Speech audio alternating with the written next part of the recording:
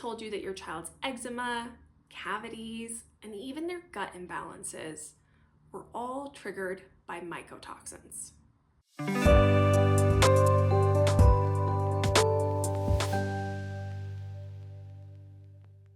Hi, I'm Deidre Bloomquist, a visionary functional nutritionist dedicated to unraveling the complex relationship between environmental toxins, fertility, and childhood health. And I'll be sharing today about how mycotoxins can trigger eczema, cavities, and gut imbalances. If you're a parent navigating eczema flares, recurring dental issues, or tummy troubles with your child, and nothing seems to stick long term, you're not alone. Have you tried switching up foods, cleaning up bath products, eliminating dyes and additives, maybe even exploring probiotics or gut healing protocols? But the symptoms persist. What if I told you that the root cause might be something deeper, quieter, and often missed in conventional care? When the detox pathways are overwhelmed, especially in little ones, certain toxins can silently build up and disrupt everything from gut health to the immune system to the skin. That's exactly what happened for a 1-year-old boy whose parents came to us after months of watching their son struggle. His eczema had been present since birth. What began as a small rash on his cheeks quickly escalated into a full body flare after a common cold. His mom had already been eating a clean, nourishing diet while breastfeeding and began eliminating even more foods in hopes of easing his symptoms. But as he transitioned to solids, she remained extremely cautious, but nothing seemed to help. She had tried every cream and lotion she could find, both natural and conventional. But instead of soothing his skin, they left him more inflamed. His skin would turn bright red and be irritated after his nightly baths, and the itching was relentless. Alongside eczema, he was also struggling with constipation, a sign his gut was under stress.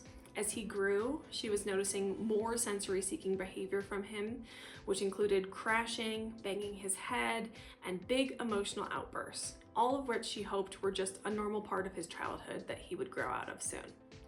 Then came the moment that stopped her in his tracks. His baby teeth began to emerge, and she noticed signs of decay. He had never eaten sugar, and she was shocked. When she brought it up to his doctor, the only explanation was a vague comment about breastfeeding. No real answers, no plan forward. She was exhausted, heartbroken, and losing hope. Her little boy wasn't sleeping, his skin was raw and painful, and now his teeth were showing signs of stress too. She felt like she was doing everything right, and yet his health was slipping away in front of her eyes. We decided to run 2 non-invasive tests to get answers for their family once and for all. These 2 labs help us uncover both the internal terrain, the gut, and the toxic burden of the system. 2 core pillars we assess in nearly every complex case. The first was a GI stool analysis to assess the status of his microbiome, both good and harmful bacteria, yeast, and parasites. The second was a total tox burden test to assess toxin accumulation, primarily for mycotoxins from mold as our main suspect based on his symptoms. His results revealed elevated levels of 16 different mycotoxins. Mycotoxins are toxic compounds produced by mold. They're found in water-damaged homes, contaminated food, especially grains, coffee, and dairy, and even some pharmaceuticals. These toxins and the fungus that produce them can also be transferred in utero to children, wreaking havoc on developing systems. While we won't discuss them in depth, this child did also have elevated levels of a number of different heavy metals and industrial chemicals indicated on his test results, as well as a bacterial and parasitic overgrowth indicated on stool testing and symptom presentation.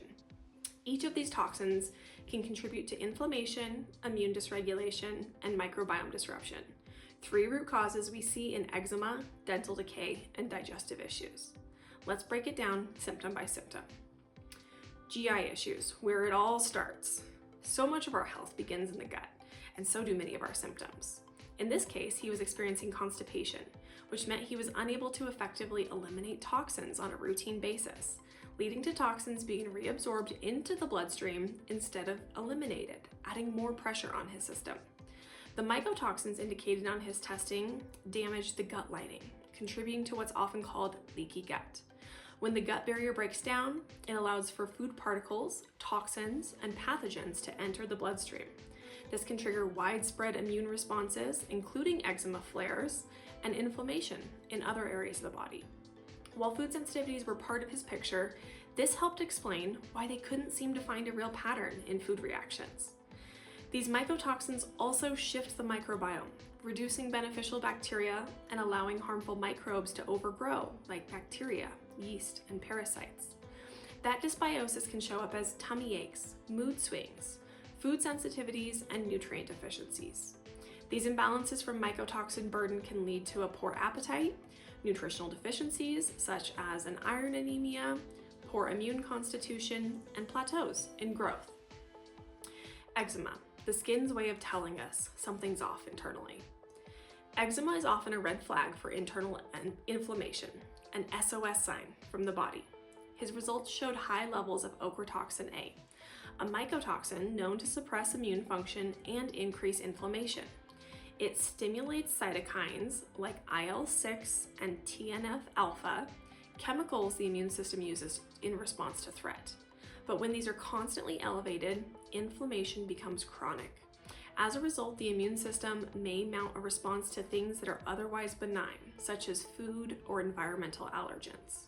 Trichothecenes, produced by molds like Fusarium, are potent inhibitors of protein synthesis and directly damage the intestinal lining.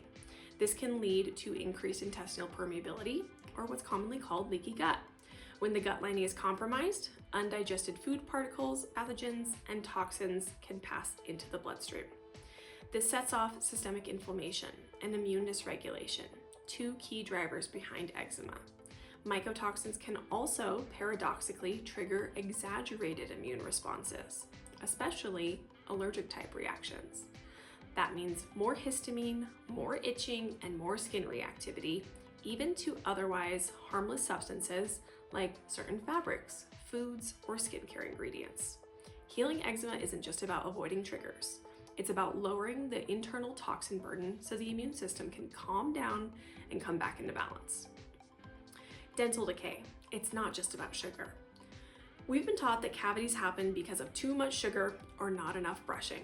But when decay happens, despite solid oral hygiene, it's time to look at the big picture. To understand how mycotoxins affect enamel health, we need to look upstream at how they interfere with bone turnover, the body's natural process of breaking down old bone and rebuilding new healthy tissue. This cycle is crucial, not just for bones, but also for tooth development, especially enamel strength and integrity. Certain mycotoxins, like trichothecenes, ochratoxin A, and aflatoxins, have been shown to interfere with both of these cell types. They interfere with the bone's ability to rebuild and repair itself, slowing down new tissue formation and weakening existing structures. This doesn't just affect bones. It impacts the jaw, the alveolar bone, which holds teeth in place, and the mineralization of enamel itself. Strong enamel requires a steady supply of calcium, phosphorus, magnesium, zinc, vitamins D, and K2. Mycotoxins can damage the gut lining, impair nutrient absorption, deplete children's nutrient reserves. So even if a child eats a nutrient-dense diet, their body may not be absorbing or utilizing these nutrients effectively, leaving enamel undermineralized and prone to decay. Mycophenolic acid, found elevated on this child's labs, is known to disrupt the gut and oral microbiomes. When the microbiome is out of balance, harmful bacteria like Streptococcus mutans, the ones that cause cavities, can thrive. Behavior concerns, a sign of neuroinflammation.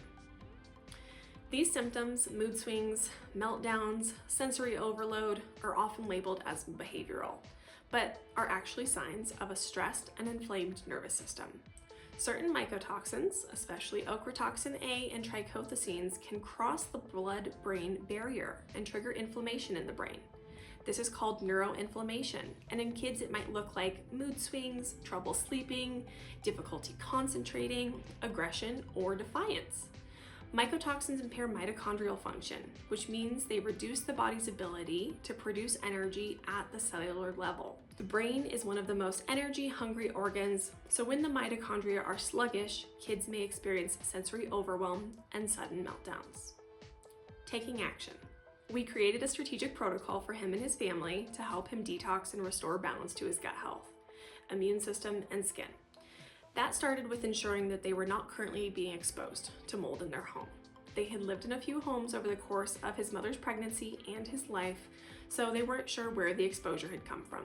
Fortunately, no mold was found in their home, and we were able to move forward with his protocol.